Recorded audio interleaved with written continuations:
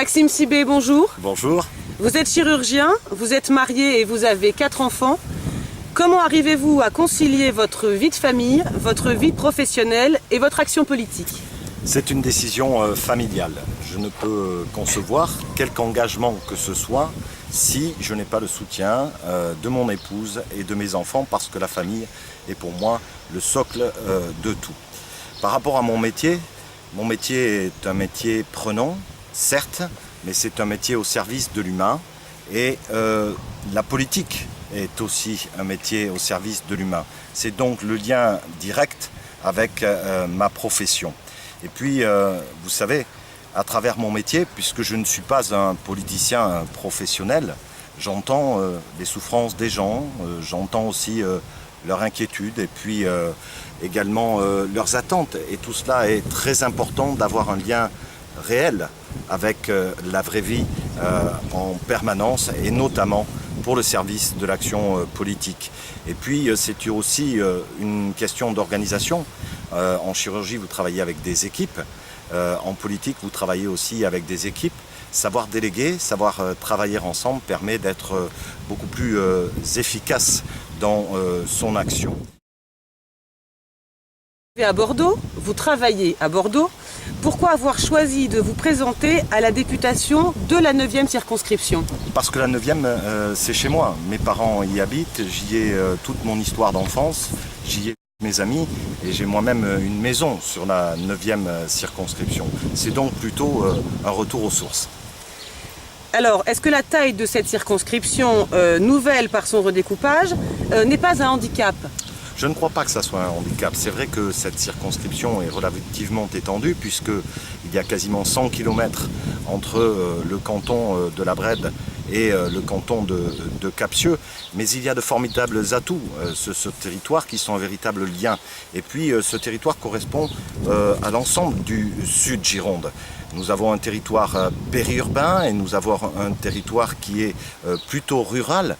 Tous ces atouts, la filière industrielle du bois, la viticulture, mais aussi tous les pôles de compétitivité, notamment celui du laser mégajoule du BARP, eh bien, sont des atouts pour l'avenir de notre circonscription que nous avons à construire. Je crois qu'il est essentiel d'avoir une vision de ce territoire. Nous avons l'espace, et l'espace est une véritable force, à condition de prendre notre destin en main et de nous construire avec nos atouts pour envisager l'avenir de tous et le sens du bien commun. Est-ce que vous parlez d'avenir? Quel est pour vous aujourd'hui l'avenir de la 9e circonscription? La 9e circonscription, puisqu'elle est une partie du territoire de la France, a toute sa place dans la politique nationale et dans la politique européenne.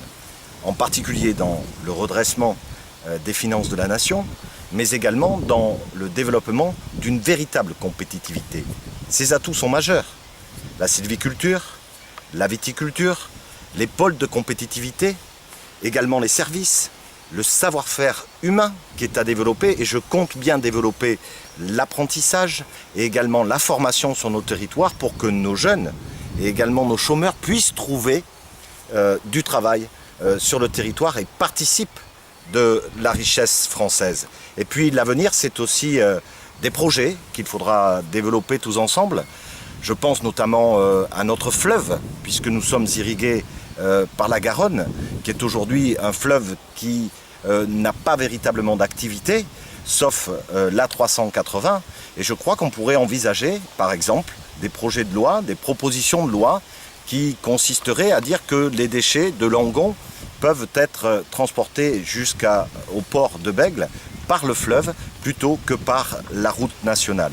La route nationale 113 n'a pas vocation, pour moi, à demeurer la route des convois exceptionnels. Elle a vocation à être aménagée. Vous savez, elle a été abandonnée à partir du moment où l'autoroute est passée et l'a supplantée. Et je crois qu'elle peut devenir une véritable route des châteaux, avec des circuits touristiques pour notamment le no-tourisme, mais aussi une route où fleurissent un certain nombre de commerces. Et ça demande que l'ensemble des maires de cette route nationale 113 eh bien, réfléchissent ensemble sur un développement commercial et un aménagement de cette route nationale 113. Et puis il y a un grand projet européen qui est acté le TGV, la ligne à grande vitesse qu'il va nous falloir accompagner demain.